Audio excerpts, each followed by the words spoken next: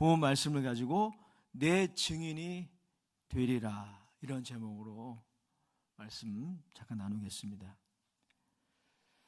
몇 년 전 필리핀에 이용수 선교사님이라는 분이 계십니다. 우리 교회 방문하셔서 선교 보고를 해주셨는데 설교를 준비하면서 그때 일이 기억이 났습니다. 선교사님은 그간 사역을 정리하면서 제2의 사역을 준비하시는데 그 제2의 사역에 관한 내용이 퍽 인상적이었습니다. 그것은 다음과 같습니다. 현지 필리핀 성도님들이 이제 선교를 받는 그러한 대상에서 이제 그들도 타문화권의 선교 헌신자로 헌신하는 그런 헌신하는 사람으로 세워지는 그런 비전, 그 비전이 선교사님의 제2의 사역이라고 보고를 해주셨습니다. 선교의 대상에서 선교하는 주체로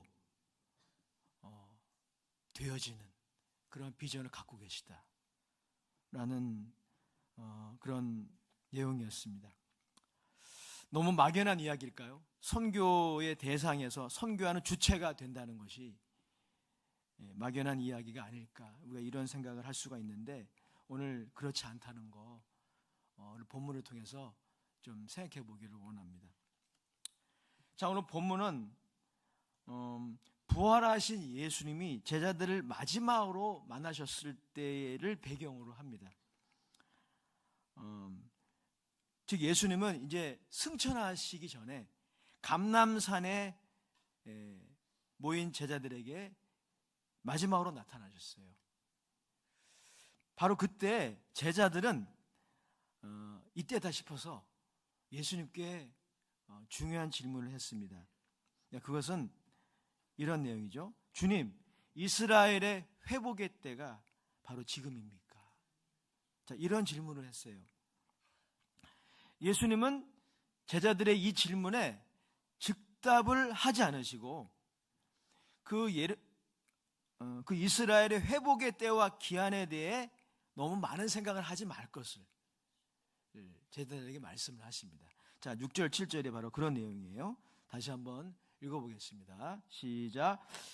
그들이 모였을 때에 예수께 여쭈어 이르되 주께서 이스라엘 나라를 회복하심이 이때니까 하니 이르시되 때와 시기는 아버지께서 자기의 권한에 두셨으니 너희가 알 바 아니요.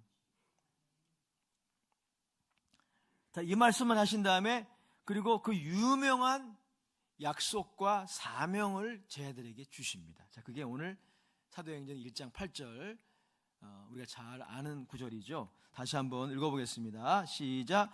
오직 성령이 너희에게 임하시면 너희가 권능을 받고 예루살렘과 온 유대와 사마리아와 땅끝까지 이르러 내 증인이 되리라 하시니라. 할렐루야. 여러분, 한자 성어에 동상이몽이란 말이 있죠. 같은 것을 바라보며 전혀 다른 생각을 하는 것을 일컬어 동상이몽이라고 합니다. 지금 제자들과 예수님이 그런 모습이 아닌가 생각이 됩니다. 제자들은 구약에 약속된 이스라엘의 회복을 기대했어요.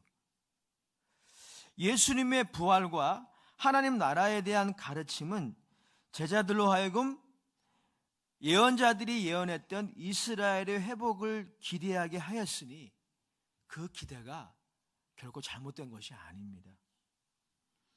그도 그럴 것이 구약 성경에는 이 이스라엘의 회복에 대한 예언들이 많이 있는데 그 대표적인 예가 이사야서 2장 2절에서 3절까지의 말씀이에요. 여기에 이렇게 기록하고 있습니다. 이사야서 2장 2절에서 3절. 말일에 여호와의 전에 산이 모든 산 꼭대기에 굳게 설 것이요 모든 작은 산 위에 뛰어나리니 만방이 그리로 모여들 것이라. 많은 백성이 가며 이르기를 오라 우리가 여호와의 산에 오르며 야곱의 하나님의 전에 이르자. 그가 그의 길을 우리에게 가르치실 것이라. 우리가 그 길로 행하리라 하리니 이는 율법이 시온에서부터 나올 것이요 여호와의 말씀이 예루살렘으로부터 나올 것임이니라. 자, 분명한 것은 제자들의 이러한 기대는 이 성경을 근거로 했지만 다분히 정치적일 수밖에 없었어요. 왜냐하면 여러분, 나라의 회복에는 뭐가 있어야 됩니까? 주권이 회복이 돼야 되죠. 그러니까 이스라엘의 회복에는 다윗의 자손 중 한 사람이 군주가 되어서 등극을 해야 합니다. 또한 여러분, 나라의 회복은 외세로부터의 자유까지도 포함되어 있는 거죠. 그러니까 이 군주를 통해서 이방 권세자들로부터 해방되는 것까지 포함되어 있기 때문에 이 지금 제자들의 기대는 정치적일 수밖에 없었어요. 자, 예수님은 이러한 그들의 질문에 7절, 8절로 대답을 하신 것이죠. 자, 이 대답의 의미를 좀 더 생각해 봐야 합니다. 예수님은 그들의 이 질문을 어떻게 대하신 것일까요?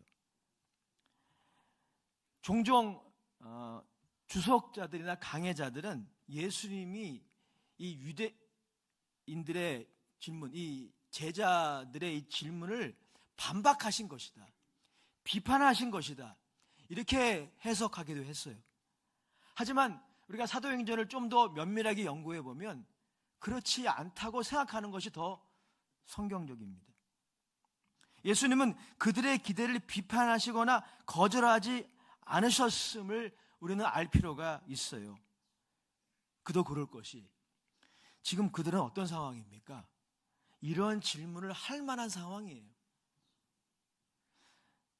이 갈릴리 사람들, 제자들은 대부분 갈릴리 사람들이잖아요. 그리고 그들은 이스라엘에 속한 사람들입니다. 이들의 상황이 어떠합니까? 그들은 로마의 식민 지배를 받고 있지 않습니까? 그러니 예수님께 이러한 질문을 할 만한 거죠. 예수님은 그러한 상황, 지금 이스라엘의 현재 상황에 뿌리를 둔 제자들의 염원을 물리치지 않으셨어요.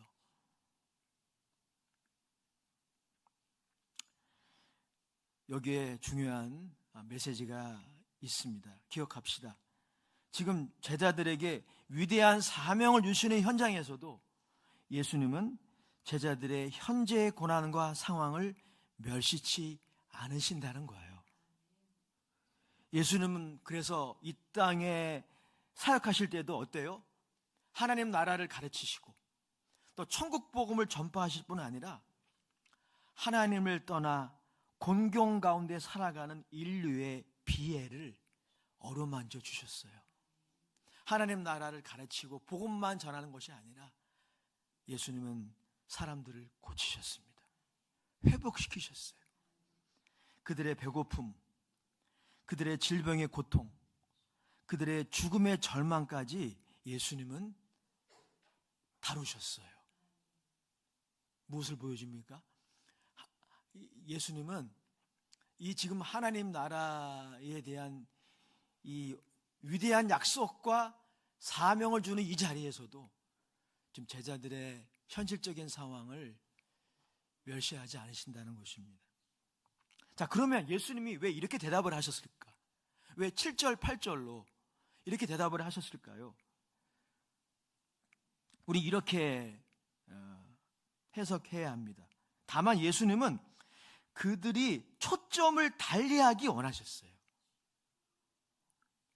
폴 빌이라고 하는 사도행전의 주석자가 말했듯이 예수님은 지금 제자들의 정치적인 관심으로 기운 그들의 그 관점을 바꾸시기 원하셨어요. 그건 이해할 만하지만 이스라엘의 그 주권의 회복, 그래서 하나님이 보내주신 왕을 통해서 로마의 지배로부터 벗어나는 것, 그걸 그들이 염원하는 것을 예수님은 충분히 이해하셨지만 거기에 그들의 주안점을 다 두기를 원치 않으셨다는 겁니다. 우리가 보통 그렇잖아요. 우리가 고난의 현실, 또 문제 상황을 경험하게 되면 거기에 집중하게 돼요. 우리의 시각이 좁아집니다. 그것만 보게 돼요. 그것만 바라보게 돼요. 이해할 만하지만 예수님도 이해하셨어요.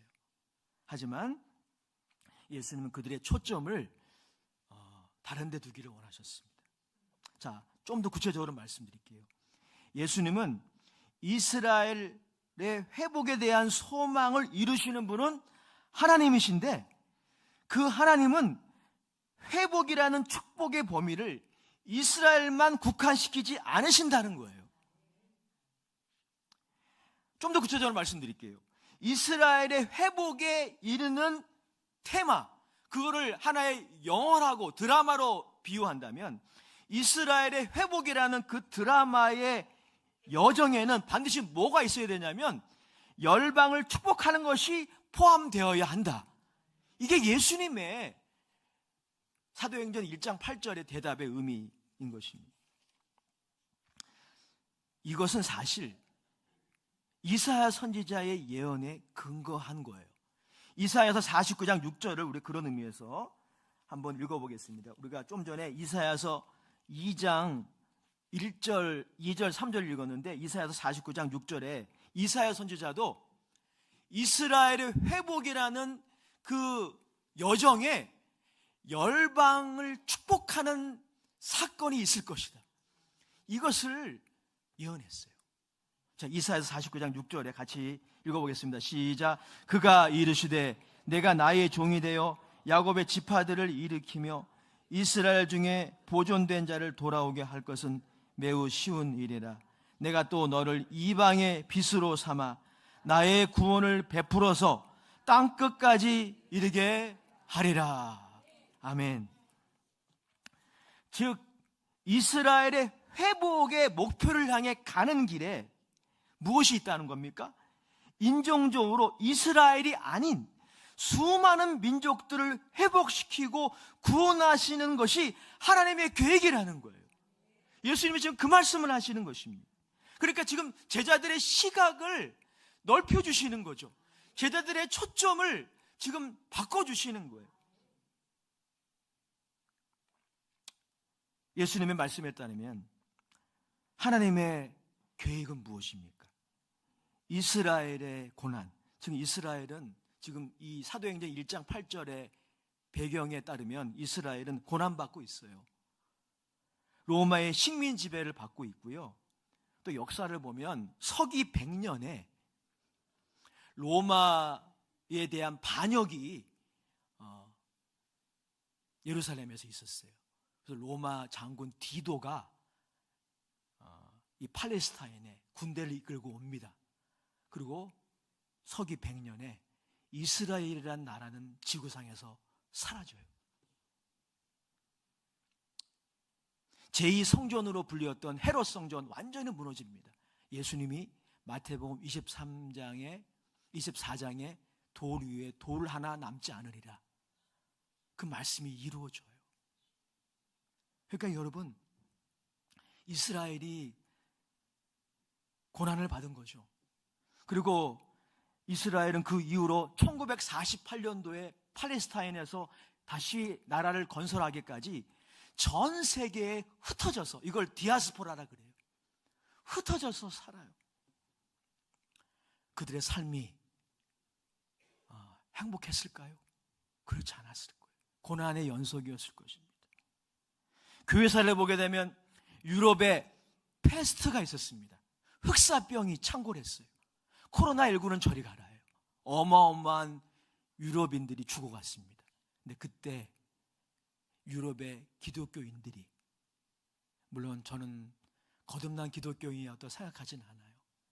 그러나 유럽의 카톨릭 교회에서 패스트를 퍼뜨리는 사람은 이스라엘 백성이다, 유대인들이다, 이렇게 퍼뜨렸어요. 그래서 그때 많이 죽었어요. 여러분, 이것이 바로 이스라엘의 역사입니다. 그런데 참 우리가 이해할 수 없고 다 측량할 수 없는 하나님의 계획이 뭐냐면, 이러한 디아스포라 유대인들을 통하여, 이스라엘의 고난을 통하여 하나님이 열방을 축복하신다는 거예요. 자, 이것을 참 이해가 안 되는 이 하나님의 섭리와 계획의 신비를 바울이 깨달았어요. 그래서 바울이 로마서 11장 25절 26절에서 이렇게 하나님의 섭리를 찬양했는데, 우리 다 같이 한번 읽어보도록 하시겠습니다. 로마서 11장 25절 26절입니다. 시작. 형제들아, 너희가 스스로 지혜 있다 하면서 이 신비를 너희가 모르기를 내가 원하지 아니하노니, 이 신비는 이방인의 충만한 수가 들어오기까지 이스라엘의 더러는 우둔하게 된 것이라. 그리하여 온 이스라엘이 구원을 받으리라. 기록된 바 구원자가 시온에서 오사 야곱에게서 경건하지 않은 것을 돌이키시겠고. 아멘. 그러니까 여러분, 하나님의 큰 그림이 있는 거예요. 갈릴리 사람들, 제자들, 이 그림을 이해하지 못했어요. 우리도 때로는 이해하지 못합니다. 그 하나님의 큰 그림, 하나님의 계획과 섭리는 무엇입니까? 이스라엘의 불신앙과 고난을 재료로 사용하셔서 이 축복이 열방을 향해 뻗게 하시는 거예요. 그리고 그 다음이 뭡니까? 결국 이스라엘도 회복될 것입니다. 그냥 나라가 건국되는 정도가 아니라 이스라엘의 부흥이 일어날 거예요. 예루살렘에서 하나님을 예배하고 예수 그리스도의 이름을 부르는 부흥이 일어날 것이다. 만방이 그리로 몰려들 그날 아직 오지 않았죠. 지금 계속 전쟁 중이에요. 이스라엘의 회복은 아직 오지 않았습니다. 그러나 그 이스라엘의 회복으로 세계 역사는 가고 있다고 성경은 말하고 있습니다. 그 과정에 하나님은 어떤 일을 하십니까? 이스라엘의 불신앙과 고난을 통하여 열방을 축복하신다는 것이죠. 이 하나님의 계획은 인류의 역사 속에 지금까지 전개되고 있습니다. 그래서 오늘 예수님은 본문에서 이스라엘 사람들, 갈릴리 사람들, 제자들은 다 이스라엘 사람들이에요. 갈릴리 사람들입니다. 그의 제자들에게 이렇게 말씀하시는 겁니다. 우리 8절 말씀 다시 한번 큰 소리로 읽어보겠습니다. 사도행전 1장 8절입니다. 시작.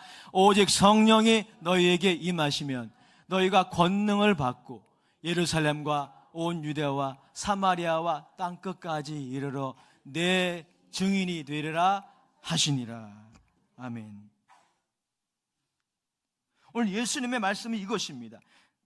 하나님은 지금 고난받고 있는 갈릴리 사람들, 이 제자들에게 성령님의 권능을 주실 것이고, 그리고 그들이 땅끝까지 이르러 예수님의 증인이 되게 하실 것이다. 그것이 바로 1장 8절의 말씀이에요. 하나님이 그렇게 하시겠다는 거예요. 사도행전 1장 8절은 하나님의 결의가 나타나 있는 구절입니다. 지금 갈릴리 사람들 고난받고 있어요. 세계 선교 꿈도 꿀 수 있는 상황이 아닙니다. 자신의 나라도 하나 건설하지 못하는 그런 사람들이에요. 그런데 하나님이 그들에게 성령의 권능을 부어주셔서 땅끝까지 이르러 주님의 증인이 되게 하시겠다. 하나님이 그렇게 하시겠다라고 하나님의 결의를 말씀하시는 거예요. 자, 구체적으로 여기에 4가지 포인트가 있어요. 이것을 정리하는 것이 중요합니다. 첫 번째, 사도행전 1장 8절의 포인트 첫 번째는 이것입니다. 먼저 여전히 회복되지 않는 그들이지만, 지금 이스라엘은 회복되지 않았죠. 회복되지 않은 그들이지만 하나님은 그들을 부활의 증인으로 만드시고 사용하시겠다. 이게 첫 번째 포인트예요. 두 번째 포인트가 있습니다. 그들의 회복되지 않은 고난과 시험의 상황에도 불구하고 증인이 되게 하시고자 하나님이 성령님을 보내주시겠다는 거예요. 성령님의 능력을, 권능을 주시겠다라는 것입니다. 그것이 두 번째 포인트입니다. 세 번째 포인트가 있습니다. 이것이 굉장히 중요합니다. 하나님이 이스라엘의 회복의 가는 길에 열방을 축복하신다. 열방의 구원의 소식을 전하신다는 이 열방을 축복하는 일은 군인들이 아니라 증인들에 의해 이루어진다는 거예요. 그래서 내 증인이 되리라 하신 것입니다. 존 스타트는 사도행전 강해에서 이 구절을 탁월하게 해석했는데 들어보십시오. 하나님의 나라는 군인들이 아니라 증인들에 의해, 전쟁의 선포가 아니라 평화의 복음을 통해, 그리고 군사력이나 정치적 술책이나 혁명적 폭력이 아니라 성령의 역사에 의해 점차 확장된다. 예수님 말씀하신 게 바로 이거예요. 네 번째 포인트가 있어요. 마지막입니다. 마지막 포인트는 이것입니다.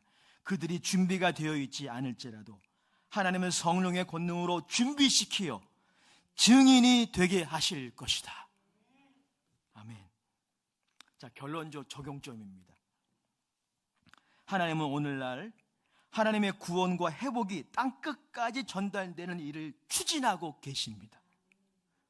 그리고 그 일이 끝날 때 이스라엘의 회복이 있을 것이고, 바로 그때 예수님 말씀에 의하면 세상의 종말이 있을 것이다 말씀하고 있어요. 마태복음 24장 14절 말씀 우리 다 함께 읽어보겠습니다. 마태복음 24장 14절입니다. 시작. 이 천국 복음이 모든 민족에게 증언되기 위하여 온 세상에 전파되리니 그제야 끝이 오리라. 아멘.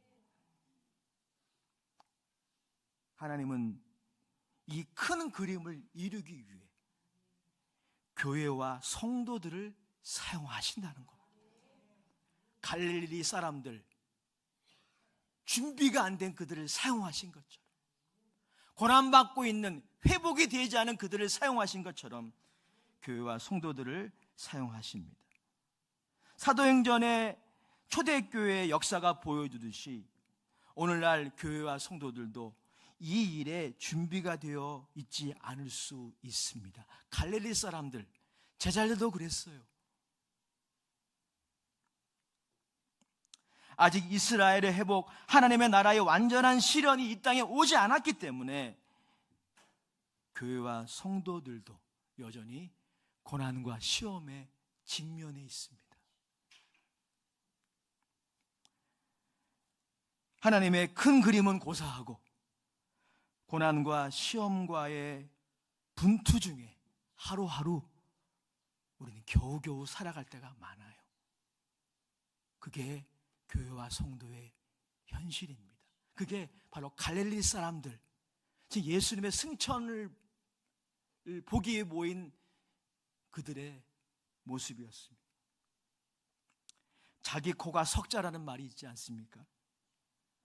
자기 코가 석자인데 무슨 전도, 선교냐라고 자평할 수도 있을 것입니다. 그런 상황이 우리의 상황이기도 합니다. 민족 복음화도 가정 복음화도 이루어지지 않았는데 무슨 선교냐 자평할 수도 있습니다. 대한민국 정치가 이렇게 썩어 빠졌는데 무슨 선교냐 말할 수도 있을 것입니다. 제자들의 질문을 물리치지 않으신 예수님은 이러한 우리의 열악한 상황을 다 아십니다. 제자들의 질문을 물리치지 않으셨어요. 때와 기한 너무 걱정하지 마라. 하지만 예수님은 하나님의 성령님의 권능을 우리에게 부어주셔서 열방을 축복하고 하나님의 구원을 열방에 전하는 일에 우리를 사용하시겠다고 약속하십니다. 여러분, 이러한 하나님의 결의를 구약의 요엘 선지자가 미리 보았어요. 요엘서 2장 28절 29절입니다. 우리 다 같이 한번 읽어보도록 하시겠습니다. 요엘서 2장 28절 29절입니다. 시작. 그 후에 내가 내 영을 만민에게 부어주리니 너희의 자녀들이 장래를 말할 것이며 너희의 늙으리는 꿈을 꾸며 너희의 젊은이는 이상을 볼 것이며 그때 내가 또 내 영을 남종과 여종에게 부어줄 것이며. 아멘. 연약하고 여전히 회복되지 못한 부분이 있는 우리들입니다. 그런데 여러분, 오늘 사도행전 1장 8절에 나와 있는 하나님의 결의가 무엇입니까? 이렇게 연약하고 여전히 회복되지 못한 부분이 있는 우리들을 하나님이 사용하시겠다는 거예요. 어떻게 해요? 성령의 권능을 부어주셔서 사용하시겠다는 겁니다. 사랑하는 성도 여러분, 하나님의 도우심으로 열방을 축복하시는 그 일에 저와 여러분들 아직 준비되어 있지 않아요. 하지만 우리를 사용하시겠다는 하나님의 큰 그림을 여러분이 조금이라도 보았으면 좋겠습니다. 요엘은 보았어요. 오래전에 보았어요. 마지막 때 하나님의 신을 남종과 여종에게 부어주어서 이 일을 하시겠다고 약속하셨어요. 요엘 선지자는 보았습니다. 우리도 하나님의 큰 그림을 다 볼 수는 없지만 조금이라도 이 파송 예배 때 같이 보았으면 좋겠습니다. 이 하나님의 비전을 바라보며 선교의 자원함으로 동참하는 은혜가 여러분 모두에게 있기를 주의 이름으로 축원합니다. 선교에는 두 가지가 있다고 합니다. 가는 선교가 있고 보내는 선교가 있다고 해요. 어떠한 선교이든지 이 하나님의 큰 그림을 우리가 좀 보고 우리의 시각을 거기에 좀 더 초점을 맞추고 이 일에 자원함으로 또 자발적으로 동참하는 은혜가 여러분 모두에게 있기를 주의 이름으로 축원합니다. 선교뿐이겠습니까? 사실 여러분, 주님의 증인이 되는 것은 선교지에 가서 어떤 미니스트리, 사역을 하는 것만 주님의 증인이 되는 것이 아닙니다. 고난과 시험의 문제가 여전히 해결되지 않는 우리의 현실을 믿음으로 살아내는 것, 그게 주님의 증인이 되는 거예요. 오늘 고 권혜행 권사님 발인 예배를 새벽에 드리고 돌아왔습니다. 권혜행 권사님을 아시는 분이 그다지 많이 없다는 걸 알고 있어요. 하지만 저는 잘 압니다. 우리 교회 창립 멤버시고 오랜 기간 동안은 담임 목사님, 원로 목사님 밑에서 신앙생활 하시다가 교통사고 후유증으로 하반신을 사용하지 못하셔서 교회를 못 나오셨어요. 제가 명절 때마다 신방을 가면 안타깝게 그지없어요. 왜냐하면 집에서 나오지 못하시니까요. 두 아들도 어머님을 봉양하느라고 제대로 교회를 나오지 못해요. 정말 인간적으로 생각해 보면은 어떻게 예수를 믿는데 이렇게 될 수밖에 없을까? 이런 생각을 저도 했었어요. 그런데 고인의 영면을 보면서 오늘 발인 예배 때 저에게 주신 하나님의 말씀이 있어요. 우리에게 사명이 있다는 거예요. 우리가 비행기를 타고 가서 선교지에 가서 복음을 전하는 것, 오늘 사도행전 1장 8절에 포함되는 것입니다. 또 그러한 선교팀을 후원하는 것도 사도행전 1장 8절에 포함되는 것입니다. 그것만이 아니에요. 성령의 권능을 받아서 고난과 시험이 여전히 해결되지 않는 이 답답한 현실을 살아내는 거예요. 하루하루 살아내는 거예요. 그게 주님의 증인되는 겁니다. 군대에 가서 그렇게 살아가는 거예요. 그게 사명입니다, 여러분. 사명이 거창한 것만이 아닙니다. 성령의 권능이 그래서 우리에게 필요해요. 성령의 권능을 받아서 나를 부르신 그곳에서 믿음으로 하루하루 살아내는 거죠. 신자답게 말이죠. 신자답게, 목회자답게, 재직답게, 그리스도인답게 살아내는 거죠. 그렇게 말하고 그렇게 생각하고, 그게 증인이에요. 그러나 우리는 아직 준비가 안 돼 있어요. 우리는 많이 부족해요. 그래서 주님이 약속하십니다. 성령을 부어주리라. 오늘 성령의 능력을 다 받으셔서 성령의 능력으로, 성령의 권능으로 여러분이 부름받은 그곳에서 증인으로 살아가시기 바랍니다. 예수 믿는 사람답게 사랑을 베풀고 친절을 베풀고 존경을 베풀고 축복하고. 여러분, 열방을 축복하는 것 어디서 시작해야 됩니까? 우리 장로님을 축복해야 돼요. 안수 집사님을 축복해야 됩니다. 권사님을 축복해야 됩니다. 저도 축복해 주세요. 아멘? 여기서 시작하는 거예요. 축복은 뭡니까? 그 사람에 대해서 좋게 이야기하는 거예요. 그게 축복의 히브리어의 원어예요. 여기서 시작하는 거예요. 여기서 시작해서 우리 순복음 아멘 교회가 열방을 축복하는 그 비전을 바라보며 이 일에 헌신할 수 있기를 축원합니다. 하나님 아버지, 우리 사랑하는 교회 종들을 축복하셔서 예수 믿게 하셨습니다. 구원하셨습니다. 그리고 오늘 우리에게 말씀하십니다. 성령이 너희에게 임하시면 너희가 권능을 받게 될 것이고 예루살렘과 온 유대와 사마리아와 땅끝까지 이르러 내 증인이 되리라. 내가 그렇게 되게 하겠다 말씀하십니다. 하나님, 이 약속의 말씀을 믿고 기도하오니 우리들에게 성령의 권능을 부어주셔서 열방을 축복하는, 우리 이웃을 축복하는 주의 종들 되게 하여 주시옵소서. 믿음으로 우리에게 주어진 현실을 살아내는 하나님의 종들 다 되게 하옵소서. 예수님의 이름으로 축복합니다. 아멘. 몸이 아프신 분들 아픈 자리에 손 얹으시기 바랍니다. 문제 위에 손 얹으시기 바랍니다. 하나님, 오늘 믿음으로 손을 얹었습니다. 말씀을 들었습니다. 그냥 보내지 마시고 주께서 친히 안수하여 주시사 저들을 회복시켜 주시옵소서. 성령님, 저들의 심령에 임하여 주셔서 저들에게 능력을 주셔서 저들이 부르신 그곳에서 주님의 증인으로 살아가기 원합니다. 그리고 가는 선교, 보내는 선교에 동참하기 원합니다. 우리의 사업장을 축복하옵소서. 일터를 축복하옵소서. 가정의 여러 가지 문제들 해결해 주시옵소서. 우리의 유신의 연약함도 고침받게 하옵소서. 흑암의 권세, 사단의 권세, 예수 이름으로 묶임을 넣고 떠나가게 하옵소서. 떠나가게 하옵소서. 예수님의 이름으로 축복하며 기도드립니다. 아멘.